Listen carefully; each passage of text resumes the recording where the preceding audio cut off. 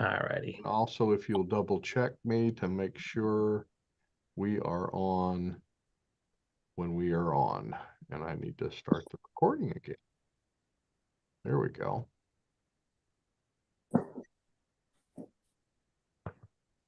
Let me know when we're live. All right, can do. It might take a minute though. We're live. So, how did one inventor entrepreneur beat China copycats at their own game? What big thing is about to happen in Michigan this August? And will you find a resource that's near your location tonight? Well, these and other questions and much, much more will be covered tonight on a very special Inventor Entrepreneur Organization edition of Inventor Friday. I'm Don Skaggs, your host, chief cook and bottle washer around here. We're so glad you're here. We're so glad you're tuned in, and we're happy that you're here. So just a few things I want to share real quick. Number one is you want to go to our website. And our website is kyinventors.org. It's right here. We've got all kinds of cool things on our website, including upcoming meetings. That's down here. We've got, oh, look, there's a Inventor Friday. It's going on right now. Success stories, all kinds of meetings, how to become a member. And we've got a really cool bunch of products. If you're looking for the best swag in the Inventorverse, we have all kinds of swag. So just go to kyinventors.org and pick yours up. We've also got if you meeting replays, if you missed your meeting or missed a meeting, or you find a really cool subject in here, you can watch one of the replays as well. So also I want to mention our sponsor, who makes a lot of this possible by providing us with 1 gig internet, and that's Windstream Kinetic. So you just go to business.windstream.com and see how Windstream can help you and help your business, your startup as well. So with that, very brief introduction. We have tonight, and I'll tell you what, Leo, do we want to just introduce these folks one at a time? We have folks from Tampa. We have folks from Michigan. We have folks from elsewhere in Florida. And we also have I think we may have one more coming in. So and then we have someone from Western Kentucky, a very interesting ESO called Sprocket.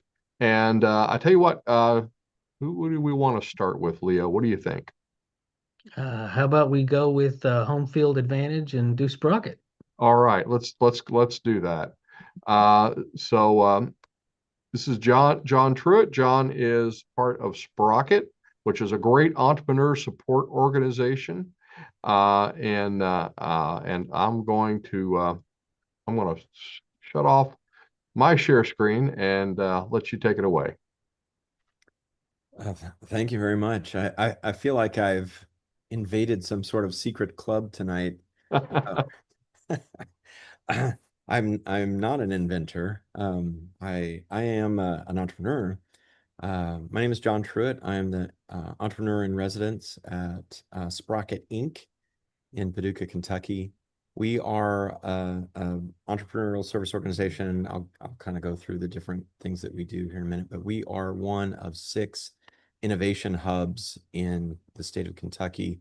We cover the westernmost 22 counties of Kentucky. So we have a co-work space in Paducah. It's a fantastic place to work. It's just such a cool space. We're in an old coke plant building that sat vacant for, I don't know, 25 years, something like that. It was built in the early 1930s. And a couple came in, bought it, renovated it. There's a really, really neat mellow mushroom in the building and several other businesses. There's a brewery in the building, and then there's us. And we occupy quite a bit of space in the building. I've been in technology for a long time, since 1991. I worked in San Jose in the late 90s and early 2000s, and I've been in a lot of co-work spaces, and Sprocket is just really, it's up there at the top. And so we have a lot of people who are members who come and work, come and go. We have a number of offices, private offices in the building as well. We run a number of programs. Some are open to the public, others are members only kind of stuff. And we're a nonprofit. Our big program is our Market Fit Lab for startups. So what we do is we have a 4-phased approach. It's about a 2-year program to take someone from ideation. They've got an idea, they want to turn it into a business. We help them develop a business model, test that business model through several different stress tests, desirability, viability, and feasibility, and then coming out of that, if they can pitch to go to the next phase, where we're going to teach them how to do demand validation, do customer discovery interviews, things like that, how to develop what's called a mafia offer, where they can get some traction, go out and test their offer, their business model, before they go and build whatever it is that they're doing. Then they can pitch to go out of that to phase 3, which is value delivery, where they're going to build their MVP. They're going to go through, we're going to teach them founder-led sales. We're going to help them design and build a customer acquisition engine and a customer success engine, teach them how to track that. We'll begin to teach them how to instill a entrepreneurial OS into their business to build it right from the beginning. And then phase 4, once they get enough traction early in the process. So we have an instance of Lean Stack 3.0, if you're familiar with Lean Stack. We base a lot of our stuff on Ashmoria's continuous innovation framework. So myself and some others are Lean Stack certified for coaching.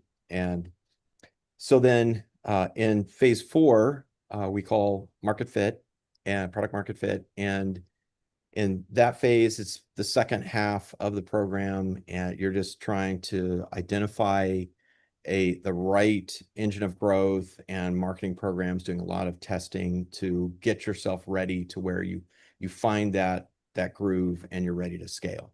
So what we've been around since 2018, and we started off as a makerspace, and we've done recruiting. We still have a program for doing a $50,000 it's partial grant, partial investment into companies that we recruit to the area, that maybe they want to do testing, maybe they're going to come to work for a while. We have a number of industries that are central here: river transportation, energy, chemical manufacturing, and healthcare. So we get, especially, and Kentucky is big in aeronautics and stuff like that. So we get, some of those folks in. And so what we try to do in those cases is help them, maybe try and get them to stick around, that kind of thing. But after doing that for a while, we found that what we really wanted to do was farm in our region and build entrepreneurs and startups here. So right now we have 23 company startups in our Market Fit Lab program at various stages in that program.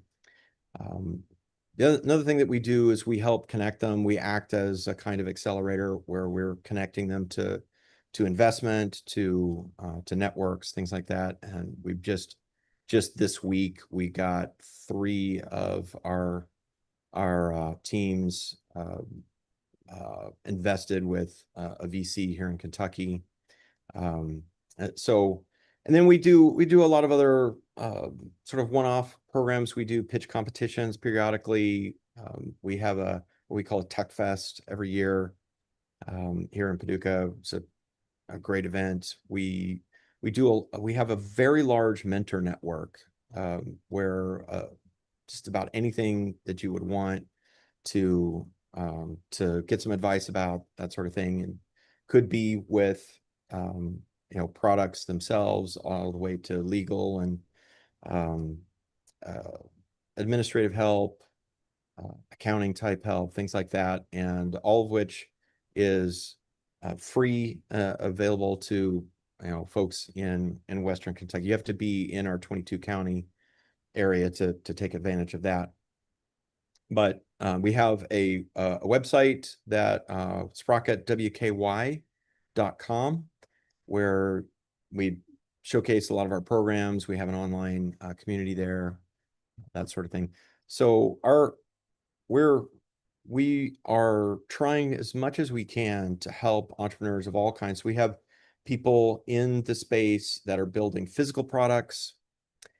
We have a lot of tech-enabled businesses. We have pure digital businesses, that sort of thing in the space. We have a lot of resources available that are not Sprocket resources, but there's a lot of activity in our space from various marketing companies to design companies, things like that, to help folks that are trying to get off the ground and running. But our main thing is we want to help entrepreneurs become successful, that avoid a lot of the pitfalls, especially if they're a newer entrepreneur. A lot of the mistakes. I've been an entrepreneur since 1991, and I know I've made a lot of mistakes. I've had 9 businesses over the years, and 2 of them have been successful. I just had an exit a couple of years ago from a company that my brother and I built, IT services company. We built it up to about 100 employees, and decided that I'd had enough of that and it was time to move on to something else. So I have a startup myself right now called Market House AI, and we're specializing in rapid, low cost, complex development, utilizing AI as well as integrating AI for entrepreneurs in doing their MVPs, so that we can deliver a complex MVP quickly and at a much lower cost than typically companies have to pay for. So that's a little bit about us. Interesting. So I've got to ask, whoops, didn't mean to do that. Hang on. There we are. So I've got to ask, what kind of drew the transition? As it sounds like you had several transitions, but you had one from where you originally started as a makerspace, which is very interesting. We work with a lot of makerspaces. So Yeah. what was kind of the impetus behind that? Do you know? So originally the makerspace was to be a prototype for the what we call the innovation hub, which is a regional tech education center for high school students. Hmm. And so it's based in Paducah at Tillman High School. It's a state-of-the-art place. It's fantastic. And so the makerspace started off as kind of a prototype for that. And we built out Sprocket around that originally. And once the innovation hub was going, we really didn't feel like the makerspace was the direction long term that we wanted to go. We were inspired by an ESO in Missouri called Codify. Hmm. And I don't know if you're familiar with them. They run pretty much, I don't know if it's all the startup programs for the state of Missouri in the bottom third of the state. And they from Springfield over to Cape Girardeau. And so we were really inspired by their co-work space. They have 3 floors of a building in Cape Girardeau that where they have entrepreneurs running programs out of there. And so they helped us kind of get started doing entrepreneurial programs. And then about 3 or 4 years ago, they got too busy, and we felt like, okay, good. I think we're ready to start doing this on our own. And we were in the beginning kind of mimicking what they were doing in terms of recruiting companies and things like that. And but we're in a sort of a little island space. We're a micropolitan, and the nearest metropolitan area is Nashville, 2 hours away. So we're sort of in the middle between St. Louis, Nashville, Louisville, and Memphis. And so it's 2 to 3 hours to get to the nearest big city. But there's hundreds of thousands of people that live in this rural region. So we have a lot of creative people. Murray State University has a lot of great programs. We have a UK engineering extension school here with 3 programs: chemical engineering, mechanical engineering, and computer engineering. We have a fantastic award-winning community college, technical college that has a number of times been named among the top 5 community colleges in the country by the Aspen Institute. So it's just it's kind of a great place. It's not close to any big city, to just the big city drawing everything away. So we decided we really need to build entrepreneurs here. We began running what we call the West Kentucky Innovation Challenge a few years ago, where we bring in a cohort of people that have an idea and they want to explore that idea. We run that program for about 30 to 60 days, have a pitch competition at the end of that, and we do that a couple times a year. And then our market fit lab is designed to you come into it where you are in the process. Maybe you've already built an MVP and you're trying to get some traction, and you need some help, or you need some connections, you need money, that kind of stuff. And so we put people in wherever they are, with the goal that at the end of that, either if they're here, that we've homegrown a company that's at least, a 7-figure a year business, if not an 8-figure a year business. And if we've worked with somebody out of the region, that maybe we've got a safe note with them with some investment, that sort of thing. Interesting. So, what do you see as the biggest hurdle, or the biggest thing that a new entrepreneur coming to your program? What of all the ones that come in, what do they struggle with the most, do you think? Is there a common thread, or something that you just see more often than not? Oh yeah, yeah. So I would say probably the biggest one is doing things in the wrong order. Not doing your demand validation before you build, for instance. Mm-hmm. And you end up building something and then doing demand validation and figure out you built the wrong thing, and Yep. you're wasted time and money. And I would say I love, somebody was talking earlier about that, he had, I think, 900 pre-orders for something he hasn't built yet. Yeah. Yeah. Yes. That's the way to do That's it. getting it in the right order. Yeah, that's definitely getting it in the right order. And I would say doing things in the right order is in the wrong order is a big one. I Yep. think one of the things too is a lot of, especially first time entrepreneurs, there's so much that they don't know, and they don't realize how hard it is and Yes. how much work it is to build a company, and that there's so many things you don't realize that you're going to have to do at each stage that are different. And so one of the things that we definitely filter for early on is, are you willing to learn? Are you willing to work hard? Are you I don't know if you've ever read the book Grit, a fantastic book about what what what is the one factor that best predicts success. And it's this grit. You could call it tenacity, Yep. right? That just not going to give up, going to hang in there and do whatever it takes, and that kind of stuff. And anybody can have grit. The book, the author of the book outlines a study that she did at, I think it was West Point, is one of the military academies, and where she tried to figure out what was it that they could see in candidates in the coming in as cadets in their freshman year. They have a summer orientation thing that they do for several weeks, and the academy wanted to know if there was something about them that they could predict that they would finish after 4 years and that they would be in, the top half of the class or something like that. And in the end, she found that there was absolutely nothing. There was nothing other than grit.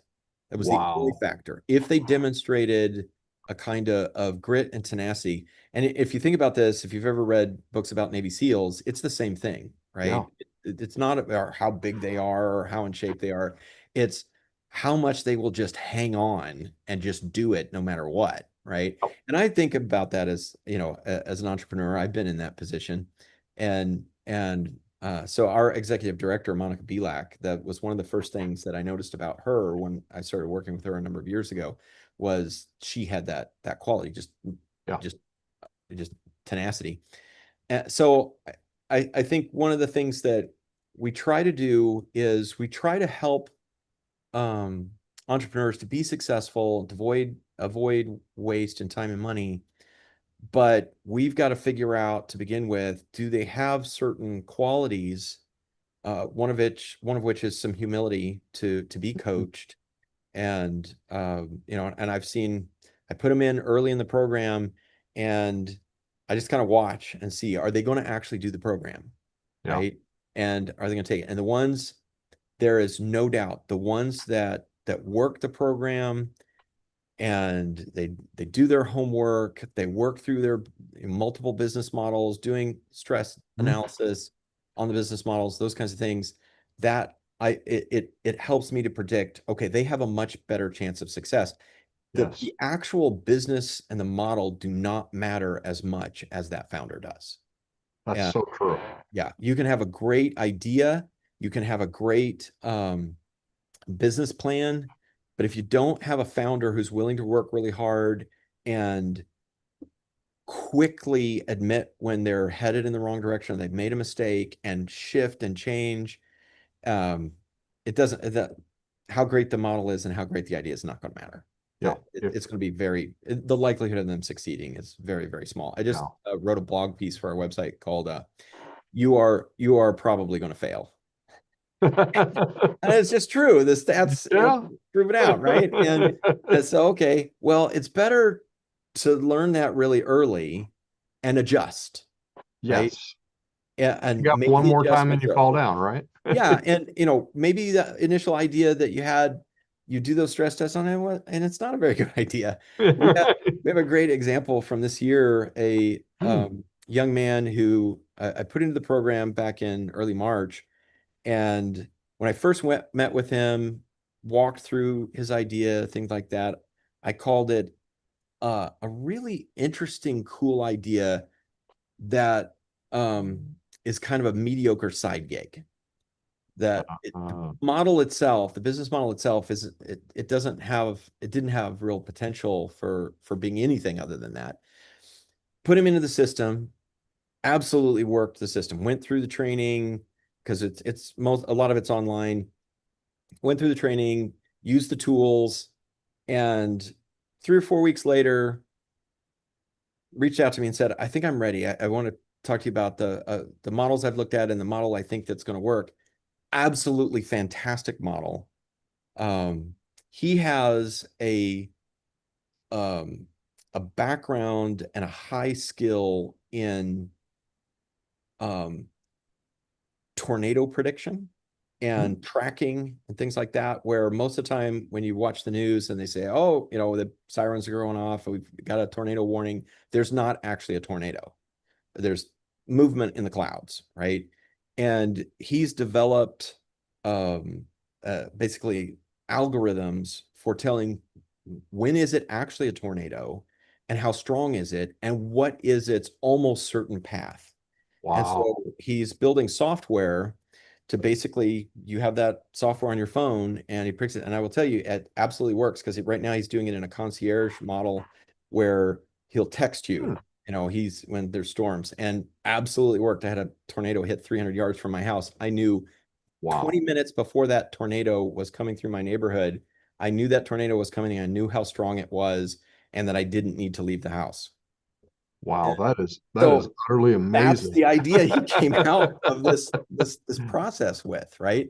And it's that's the thing is it used to be that there wasn't good systems. And when lean startup, the whole lean startup movement began 2008, 9, 10 range, it developed a lot of good principles for entrepreneurship and developing products and developing businesses that are innovating.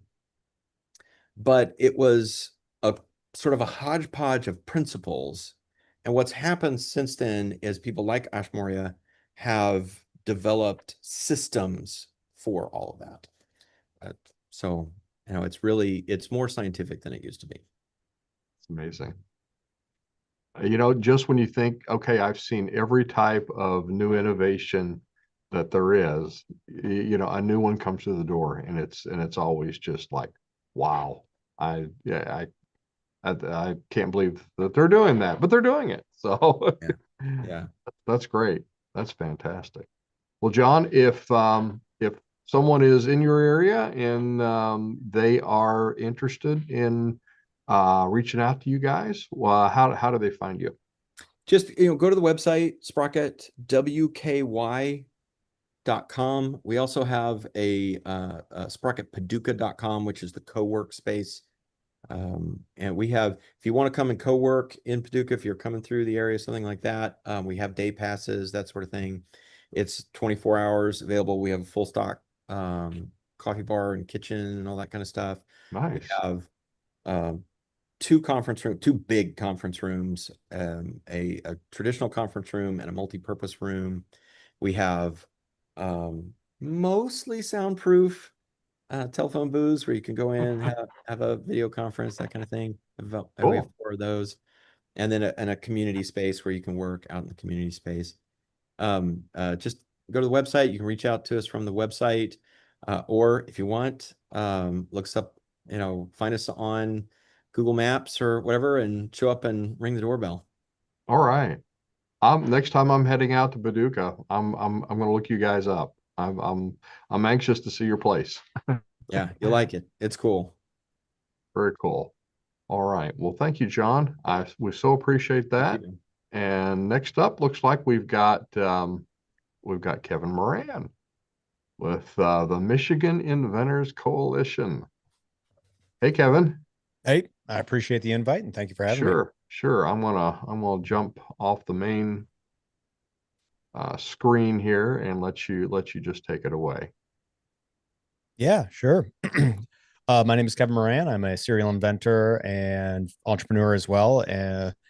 And definitely here, happy to represent Michigan Inventors Coalition. It's the biggest Michigan Inventors event. It's been going on, I think, 13 or 14 years now. It's funny, somebody mentioned Phase 10. So Ken Johnson is somebody I connect with quite often, who is the inventor of Phase 10. Very fantastic resource there for licensing knowledge and very interesting game-based knowledge. The Michigan Inventors Coalition is really a giant mix of various inventors in various stages. And what we're sort of pushing it into this year is the dream it, make it, sell it, and how we can move people from one phase to the other, and how we can set people up from one phase to the other. So it was an idea that I originally came up with through my experience inventing my own and selling my own products. And it's this year, it's August 14th. We're not going to have the USPTO this year, but we usually have quite a few attorneys there to ask questions. You've got tons of highly experienced inventors everywhere from licensing based inventors to guys like me who run inventions off Amazon and made stuff out of our basement, fishing products to home goods to just about any stage of the product process, development process, or problem. You can find somebody right there. So it's really a good event to get unstuck. And it's really looking forward to, and it's quite inexpensive overall for people to get involved with and get those answers, get those connections, and keep your idea moving forward. So, how I got involved with that, I actually 3 years ago I won their spin, pitch, and sell competition with my second product that I launched, which is the 5-minute pet bath, originally called the Magic Shower. And then Joe asked me to help, and I've been starting to support that, the growth, and sort of not rebuild it by any means, but sort of we're moving it in, partially digital directions, and really having a good time of collecting more and more people that are seeing inventions, and how it's been, how much lower cost it can be to develop an invention, especially simple things, between at home 3D printers to do prototyping, and that's something I specialize in, is really rapid, low cost inventing products for simple things, to these maker spaces, and how you can integrate it all together and actually create a product even with very limited experience. Most people tend to jump on you have to be an engineer, you have to be a sales guy. You don't. You just, as John was talking about, you have to do a really good job at listening and identifying your weaknesses, and having that tenacity, that drive, that grit to just, I call it the FIO attitude, figure it out. You can put another F in front of it sometimes, is what I like to say. But it's really a strong attitude that starts with, I'm going to figure this out, everywhere from whether you're not an Excel expert to building your own website to so on and so forth. So it's been a lot of fun. It's been a lot of fun. And then personally, my background is all mostly industrial engineering. I got to work for high production automotive, super blessed with being Manoj Bhargava's right-hand man for quite a while. He's the founder of 5 Hour Energy, which you've probably heard of.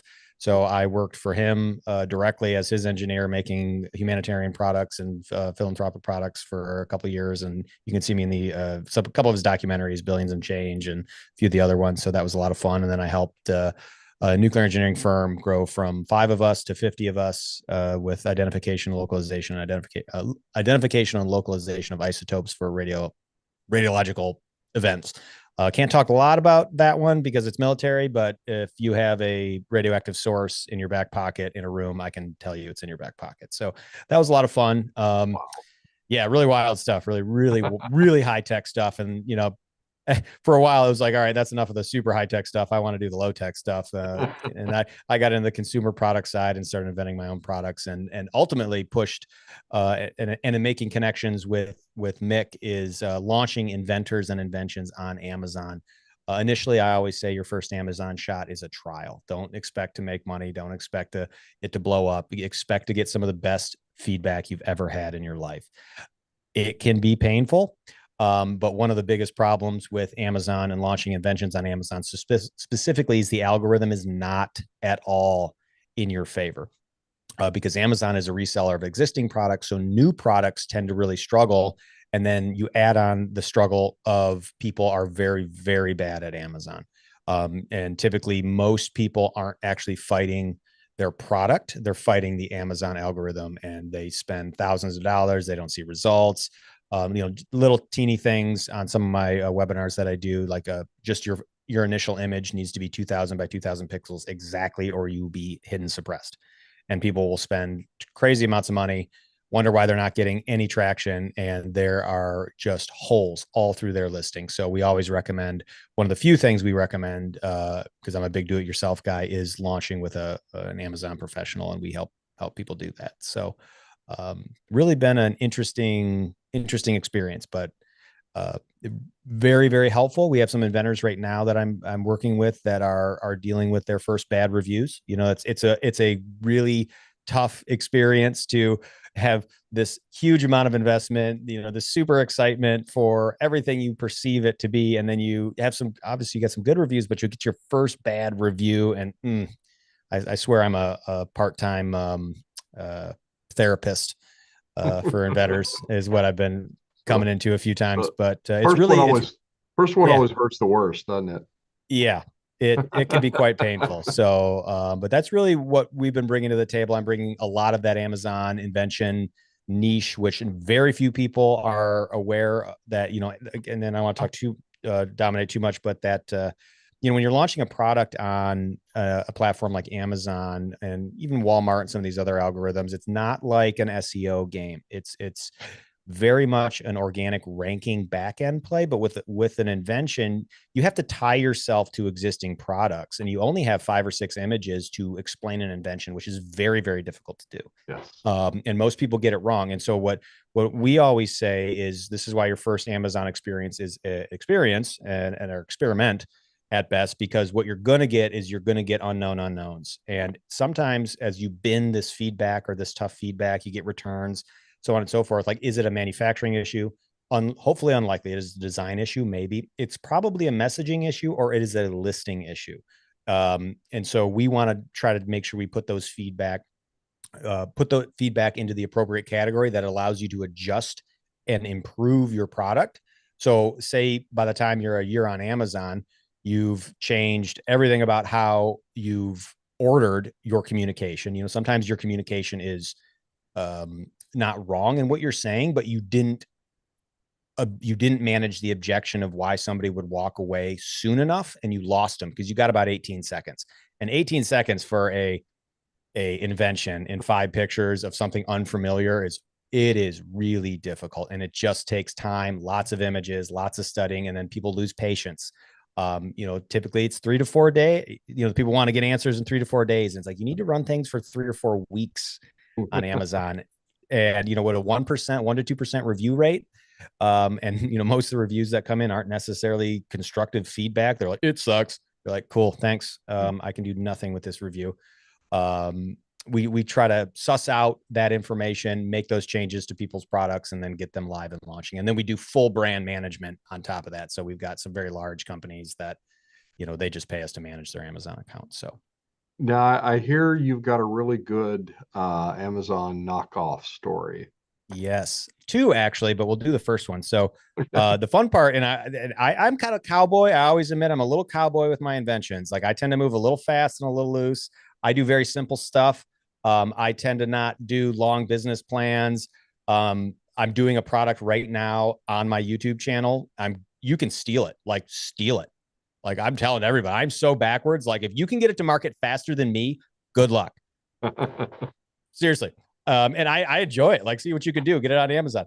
But the first time we got knocked off was, and there's another one when you wake up one day and you go on Amazon, you're like, wow, what's going on with my sales? And all of a sudden you see like 6 different products out there. And if people don't understand how Amazon works, so the Chinese game one of the many Chinese games that are played is they start about 5 or 6 Amazon accounts. And then what's unique about an invention on Amazon is you have to have a trademark in order to create a new listing. So Amazon's obviously a reseller of existing products. People put their brand on it, and so on and so forth. But if it is new, you have to have a trademark. You have to have some IP related to the product. And so that's a first barrier. That's a very good barrier for protecting yourself, because they can't just, it's called rolling an ASIN. I can talk about that in a minute. But so what they did is they took my exact photos. They took me. It was my images, my videos. All they did was blur out oil letter. I mean, it was my hands, everything.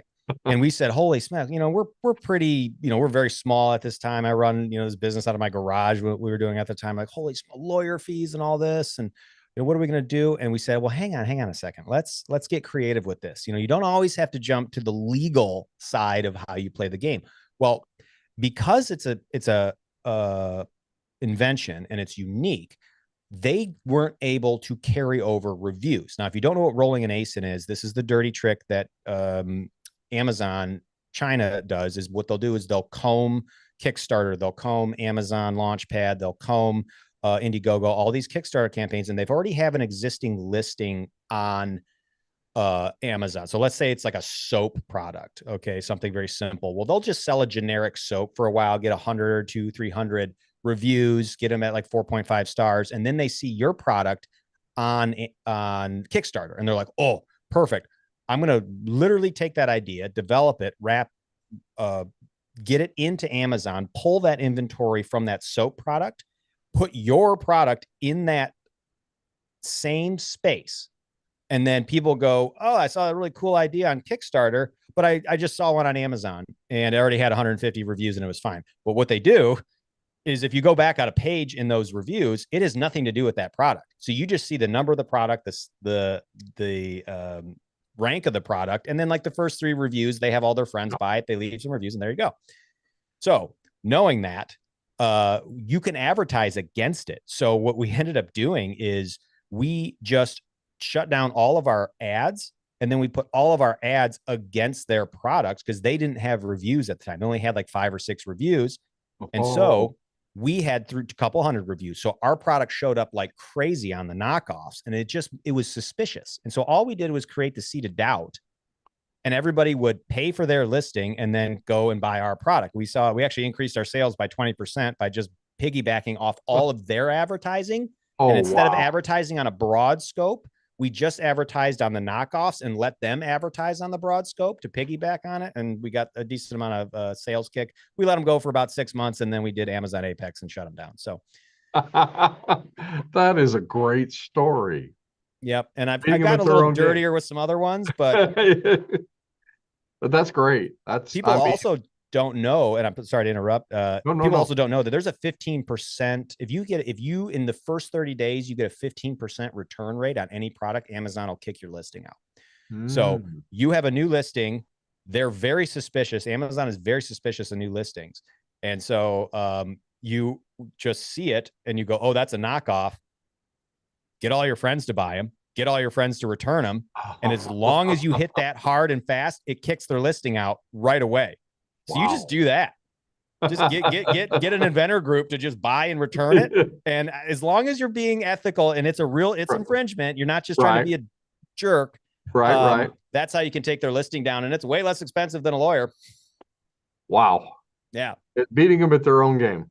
Yep. Basically. I had another one, and we can keep going, but I had another knockoff on my pet shower product, and they didn't, I don't know if I should say, I can get, let's just say they weren't infringing, but they stole all of my sales stuff. So they took all my pictures, everything I had, and they just sort of inserted their product as a trial.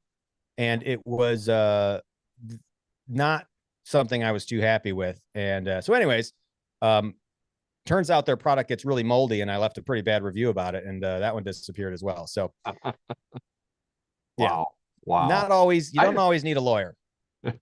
I think the pet shower, I think I was there when you presented at the MIC event. So now when is that? That is August 14th in Lansing, Michigan. We're at the Kellogg Center. And if you have nowhere to start, you're not sure where to start, you just need to go. It's an absolutely worthwhile event. You will collide with multiple people encountering the same issues you are. So there's always an avenue to get unstuck. There's always a place to find, whether it's legal help, manufacturing help, or just guidance in general. You know, John had a great comment there where, you know, people generally aren't wrong as much as they are doing the sequence wrong, right? Where you get a divergent, you know, they go all in on IP before they've ever tested something. And next thing you know, the thing that they need it to sell and the thing that's their IP is it's not even close anymore. They're a huge gap. So avoid big mistakes like that are really helpful. Yeah. It's kind of like when John mentioned that, I thought about the washing machine cycles get all out of order. You don't have clean clothes, you just have soapy clothes at the end. So if somebody is interested in signing up for the Michigan Inventors Expo, where do they need to go? I'll throw the link in. It's just michiganminventors.org. And we got just a really simple. Org. Yep. Really simple landing page. Easy peasy. Good deal. All right. Well, fantastic. Kevin, I really appreciate that. And we'll hope to all see you in August. Absolutely. Thank you. All right. Well, next up, we've got Jesse Morgan. Jesse is with the Edison Inventors Association in Fort Myers. I was blanking out on your city earlier. Fort Myers, Florida. So Jesse, I'm gonna let you take it away, and then I'll circle back with some questions. All right. How you guys? How you doing? Thank you for giving me some time. Hey Wayne, how you doing? I know you're out of Tampa there. I just seen you post in. Um, Basically what happens, I've got an inventors group down here, Edison Innovators, EIA. We've been struggling for probably the past year now. I've got a new meeting we just had last month, getting us back together. The IMAG is a big company, which is the downtown Fort Myers, and the IMAG has our makerspace. I went about 3 years ago and got $300,000 to build a makerspace. I got people to donate money, and we built a lab there. We built space, but we just didn't have people attending. People just died off. So the Imaginarium is a big place where all students come from all over the counties for science, international stuff, animals. It's a big, huge facility there, and they teach a lot of kids. And we have a lot of attendees, and I actually have a space there that I can utilize for everything. I just don't have the people. So I'm trying to put it all back together. We had a meeting. We had about 6 people there last meeting, and I'm putting it all back together to get our inventors back in there and get them involved in putting them all back together. Because I have probably last week I had probably another 15 or 20 people interested in on new ideas and new concepts, and bringing some stuff to the table and what to do. Learning about PPAs and everything else and doing all that stuff. So I've been busy because I just put a whole big gun store back together. I'm a gun manufacturer that got out of the business 8 years ago. And now I got back into the business because a woman donated 650 guns to me. So what do you do with 650 guns? So I built a gun shop back into it, and I've got people running it now. I can walk away from it a lot and let them run it, and I can actually earn money. So putting it all back together, they're pushing me. And I've got some donations coming in for the building the lab back together. The donations are going to help. This way I don't have to use my money. I can use a $25,000 donation to start marketing and getting more people there at the meetings and getting some more things done, and utilizing that. So that's going to be great. Hopefully we'll have some things around July, another big meeting, and hopefully be able to bring some of your speakers into it. We have a huge facility there. We have a 30-foot screen that actually we can project anybody on and talk and have almost, I believe it's a 75 capacity event there for, it's a pretty big event. And I'm not sure if anybody ever gets a chance. If you do IMAG Fort Myers, it'll show up everything they do down there. World War II history of planes that were lost in the Gulf and everything else. They actually have pieces of them there. They have a huge aquarium inside there. And it's a very, very well-known place. And then the 37th annual or regional Inventors Fair, I got involved in. We do, it's called edisonfairs.net, .com. We deal with a bunch of kids who from 3rd grade all the way to 12th grade, and they bring their ideas together in this Inventors Fair, from science to inventors. And we get about anywhere from 500 to 600 students a year, and they bring their projects aboard. They bring it to their school. They do it, everything else there. They get elected from their school, and then they come to the regional fair. And the regional fair, actually, winners will go off to Washington. And I've been doing it for 10 years, but now it's this 37th year of the regional fair. And they're really pushing that a lot to get me more involved in that. And because I have a great scope. Thank you. Look at that. It's great. Great scope of everything. I have great contacts and people, and I talk to a lot of different people. And that's pretty much on the IMAG. We're doing a lot down there, really. And I just got to get back together and market. And the county and the city are actually pushing me. What do they need to do? How do we need to promote you? How do you do this? So I love that. They're yelling at me all the time. Hey, how do we promote your next meeting? How do you do this? When we could spread it all around. So I'm glad that there's somebody there. I need to hire somebody to actually oversee some of that stuff for me, because it's just pushing me in so many different directions. I have a security company. I'm an entrepreneur of businesses. I have storage units. I have everything out there, and I keep getting pulled in 6 different directions. And so I'm going to hire somebody, as long as the funding's there, to help me organize that. So, I mean, that's what's all coming down to it. Sounds, Jesse, like you're a serial entrepreneur.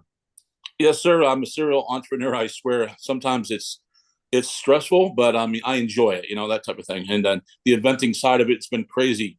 You know, I love these stories. I love to hear about the Amazon stories. I love that Oh because yeah, I want to share them with people. And even the Kickstarter stuff like that. I got pulled back off my Kickstarter um, because I have an investment guy that wants to just hold off and we do this right. And he came in with some money, wants to invest, and wants to start doing a bunch of stuff with me. And he's an entrepreneur himself. So I held off on a Kickstarter. So I'm trying to learn a lot more. I was going to launch it last week, but like I said, you got to be scared about those people knockoff and trying to steal your product and put it out there. Mm-hmm. So I've been around to every shop and available around this area, and I grow from that. So that's what I've been doing, just talking to people. But go ahead, I'm sorry. Cool. Well, Jesse. So it sounds like you all have been, you know, you were knocked down, but you got back up with as an inventor organization. And so you've had a meeting. You're going to have another meeting in July. Sounds like. Yes, sir. If somebody wanted to, they're in the Fort Myers area and they want to come visit, or they want to just check you out. What is there a website? I will have the EIA back up. It's the only thing I have to do, put the website back up there. Mhm. But I contact my email. I put it in the chat. I put my cell All in right. the chat. I answer Good my deal. phone 24 hours a day, All unfortunately. right. Anything to help people out in this area, I do it. I bend over backwards. My wife yells at me all the time. I'm always going to help other people. How about us? She always says that. How about us? You're always helping other people. Why? How about us? So I think when you run an organization that helps inventors or entrepreneurs, that's just kind of the nature of it. oh yes. It really is. It really is. Well, great. Well, keep us posted, Yes, and sir. we will definitely we'll definitely watch for some progress and help push it out and help promote you as you go along. Well, thank you, sir. Thank you. Thank you very much. Thank you. All right. All right. I think we've got one more, don't we, Leo? I think so. Let's see. Oh, there. You got him? I think so. Wayne? Wayne. Okay, wanted to make sure because I was Yeah, there he hunting and is. pecking through the gallery. There we go. There we go. Oh, love your background, Wayne. That's Thank cool. you. Thank you. Yeah, it's Cool. there's holes in everything, right? That's right. You got to poke holes in something. I'll let you introduce yourself and I'll circle back. Yeah, Jesse, when I saw the all of the guns on your I was like, whoa, where did that all come from? So that kind of explains it. Boy, that's quite a shop you got going on there. I'm president of the Tampa Bay Inventors Council. We're a nonprofit. We're started in 83, so we're kind of long in the tooth, 42 years, and I've been at the helm for a little over 20. So keeping the organization going.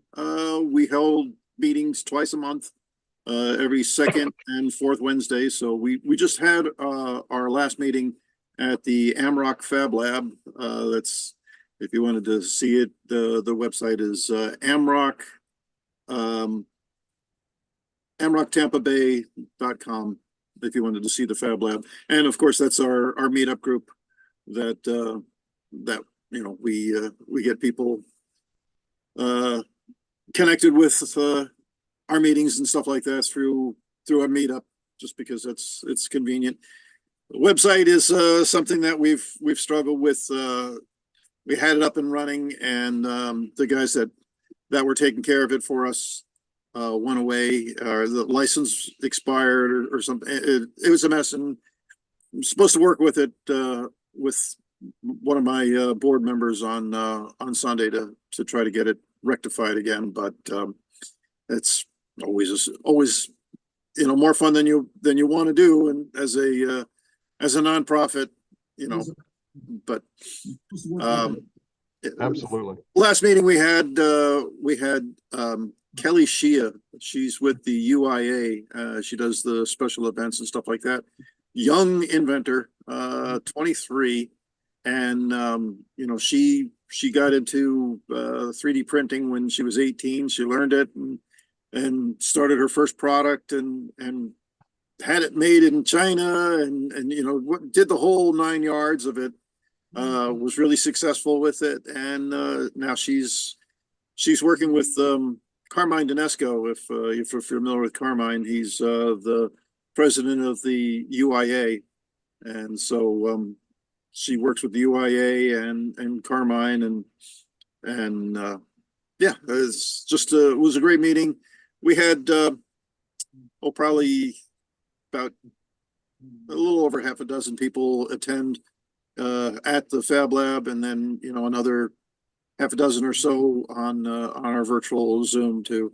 So we do it hybrid because you know that's what people are into now.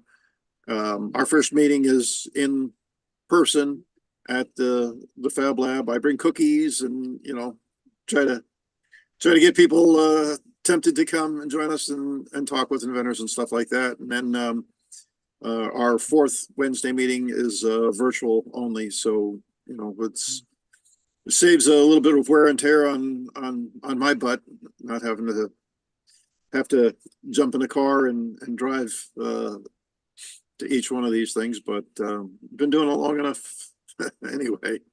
And today I just had a real good event at the Family Cafe, which is an assistive technology conference held in Orlando. So a little bit of a road trip for that, and brought my keyboard up there and showed some folks the you know our one-handed Bluetooth keyboard. And Yeah, tell everybody about that a little bit. That is one cool device. yeah, it's I'll just take it out of the package here. I think I will. I don't know, maybe I tape this one. All right, I won't take it out of the package. It's got 10 keys. It's called chording. And the way it works is a single press for A, B, C, D, E, F across the top, and then G, H, I, J down the other side. And then you hold one of the top keys for K, L, M, N, O, P, Q, R, and then the other top key for S, T, U, V, W, X, Y, Z. It just kind of works out conveniently that with 10 buttons, it's easy to do the alphabet with just a shift of your thumb. So it's 10 single presses, and then 8 thumb shifts with one thumb, 8 thumb shifts with the other. 8 and 8 is 16 plus 10 is 26. And so that's how you get the alphabet. And then it's chording. So just like playing a musical instrument, you hold more than one key for different notes. In this particular case, more than one key for different keystrokes. And Cool. Bluetooth, so it pairs with your phone, tablet, PC. You can hook it up to your Vision Pro glasses or your game console or your smart TV. So you can actually type in the movie that you want to look for instead of having to scroll and click. So Very nice. a lot of people like that. And the fact that it's in your hand, you can keep your hand in a straight position. You're not pronating your wrist, you're not bending your wrist back. So it's, if you've got carpal tunnel, it doesn't aggravate that. And you know, if you've ever been on bed rest where you're stuck in bed and you want to type or something like that, having to hold something up and poke, or you know, having a keyboard on your lap is just miserable. It kills your shoulders and everything else. With this, you can keep your arm right down by your side, close your eyes, and type even with your hand underneath the covers. So and type to your heart's content. Yep. That's great. That is cool. One-handed keyboard. Yeah, Wayne, I've watched you with this for a while now, and I just think it's an amazing product. And you sold a few of those, I think. Yeah, not as many as I'd like. No? I did just ship one off to California today, and Nice. one went to France yesterday. So people are International finding it, even though I'm distribution. not advertising. So That's cool. That is so cool. All Yeah. right. Well, Wayne, if someone is interested in being involved with the Tampa Bay Inventors, where do they need to go? Well, our meetup group is probably the place to go right now while the website is, Sure. kind of kaput. And that way, I'll reach out to everybody on the meetup that, when the meetings are and, who's going Good to deal. come and what we're doing. So, You gotta love Meetup for that. yeah, and it's free for everybody except for, of course, for me, Right. but the club Oh. pays for that. So Cool. All right. Well, thank you, Wayne, and thanks for having me. keep us posted. All right. Leo, did we have one late comer? Let's see. Oh, George, let's see. Yeah. Hey, George, how's it George going? Burkhart is in Yeah. the room. Hey, George. Oh, you're muted, George. George is with the Alamo Inventors. And he's got a great group down there. And George, I'm just going to let you talk about your group, and then I'm going to circle back and ask you a couple questions. Yeah, well, can you hear me now? Yes. Okay. Yeah, well, you can tell by the way I look, I've been tied up out doing a bunch of stuff outside. So I kind of forgot I didn't forget, I just got tied up and just got to the meeting here just, I don't know, 10 minutes ago or so. But anyway, I'm George Burkhart. I'm Vice President of Alamo Inventors in San Antonio, Texas. Our website is www.alamoinventors, all one word, .org. And our group's been around since 1999, not quite as long as some of the others, but a fairly long time. I got involved in around 2002, and I guess I've been vice president for gosh, I don't know, 15 years or maybe more than that. I don't know. They've asked me to be president many times, but sometimes politics get involved and this and that, and I kind of like to stay out of that. So I feel pretty good about being the vice president. And basically, our group is about inventors helping inventors, like most of the other inventor groups are. And we have meetings once a month, every second Wednesday of the month, starting at 6 o'clock. From 6 to 6:30, we have question and answer, and 6:30 till about 8 o'clock. Now we're talking Central Time. Okay, we have a presentation. Typically, we'll have inventors that. Well, first of all, our criteria is that. If we're going to have a presentation from an inventor, they've got to be making money with their invention. They can't just be an inventor that's hunting around, they have to be doing something with it, making money or whatever. And we don't like to have speakers that want to speak just to advertise. We don't like that either. So we don't allow speakers to do that. Maybe a little bit, maybe a couple of sentences or whatever about what they do or whatever's fine, but we don't want the meeting to be biased by, an advertisement or two. So anyway, we probably about most of the other inventor groups, we met in person up until and a little bit through COVID, and then things got pretty bad, like everybody is aware of, and so we started having meetings on Zoom, and we've been having meetings ever since on Zoom.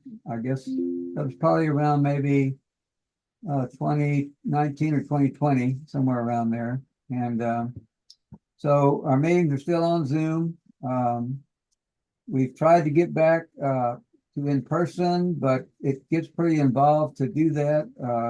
Now, since we have inventors, that participate in the meetings that are across the country, we'd have to set up a Zoom presentation in the meeting room, which involves, setting up, microphones, videos, on and on and on. And I know a number of other inventor groups have tried that, and it didn't work out. So anyway, we're still on Zoom and looks like we may be for a while unless something significantly changes. Basically, our membership is $25 a year, and we have a newsletter that we put out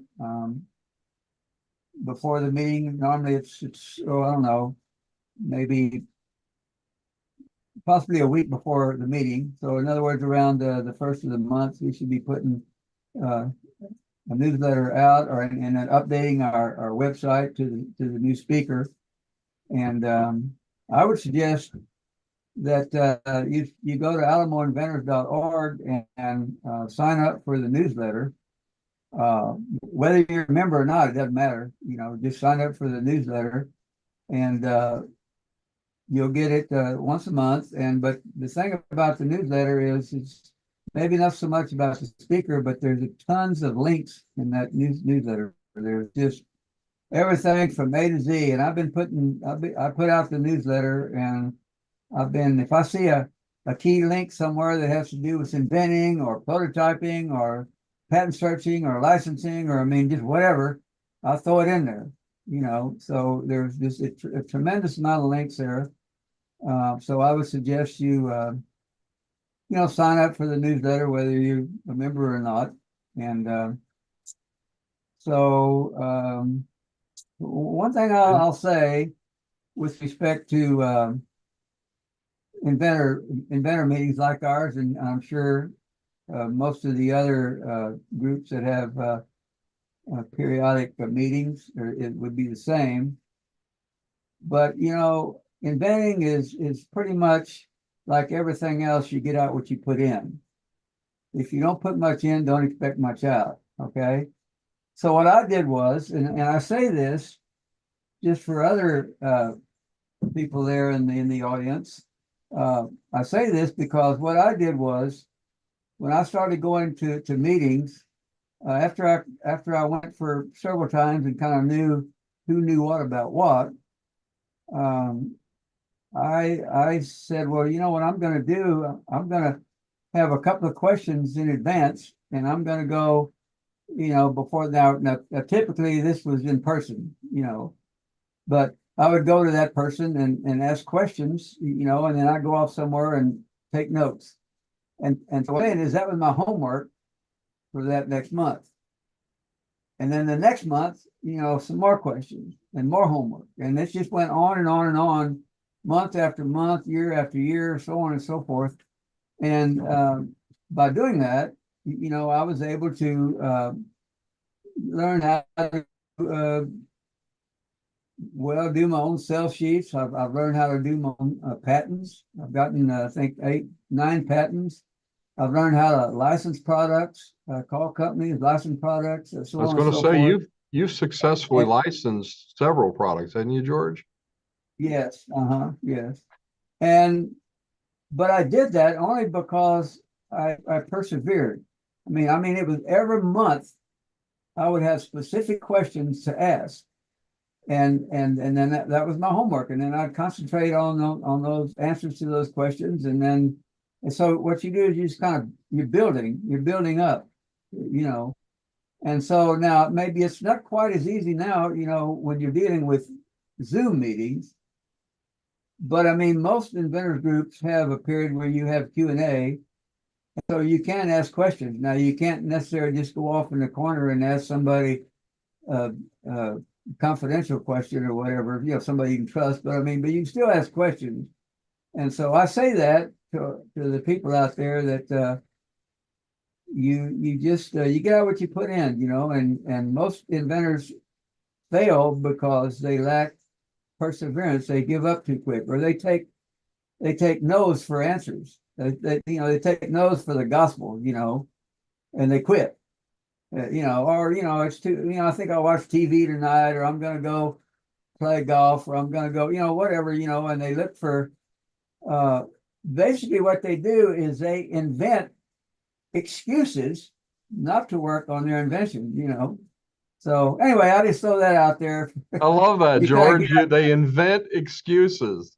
They could be taking all that Yes. creativity and overcoming the problem, but instead they invent the excuse. I love that. I'm going to have to use that. That's really great, George. And it's funny. Yeah. The first ESO, John was Sprocket when he came on. One of the things he talked about was grit, was just that tenacity. So I think we've come full circle with all that. And by the way, John, I definitely want to get that book. That is absolutely going on my reading list. But George, if they are wanting to find out more about the Alamo Inventors and they want to join you for a meeting because they're online, you can join you from anywhere. Well, where do they need to go? Just go to www.alamoinventors, all one word, .org. All right. And you want to attend, if you want to attend attend a meeting, just click on register and it'll give you a code, and then you can put that in and go attend the meeting. While you're there, I would sign up for the newsletter, and you'll get a newsletter, once a month. And so anyway, that's All right. basically my 2 cents. All right, fantastic. Well, thanks so much, George. Really appreciate that. And I think now we're going to come to a close of the live stream. Couple of parting thoughts on all this. This has been a great night, everybody. And thank you for being here with our attempt to bring together inventors and entrepreneurs organizations. And we really appreciate John from Sprocket being here with us. And we're hoping to do this again really, really soon. So in the meantime, if you want to watch this again or see other episodes of our Inventor Friday live stream, you can do so by going to YouTube, typing in Empowered Inventing TV. That's our YouTube channel. And you can watch all kinds of episodes. We've got over 300 videos on there, not just the live. That's apart from the live streams. That's apart from these things. So definitely we want to check all that out. We've got a lot of really fun stuff. What we're going to do next for the Inner Circle, folks. By the way, if you become an Inner Circle participant to an Inventor Friday, you just have to sign up on Zoom, and you can join us for things like this. We're going to have a kind of an after thing. Leo's going to put us all in this big mixer, and we're going to get thrown into these random rooms and get to chat one-on-one or 2-on-1 or 3-on whatever, in small groups, and it's a lot of fun. I'm not doing it justice, but anyway, thank you all so much on YouTube. And I'm going to figure out how to end the live stream. All right. Well, thank you all again, and be sure to check us out again. Our website is kyinventors.org. Thanks so much.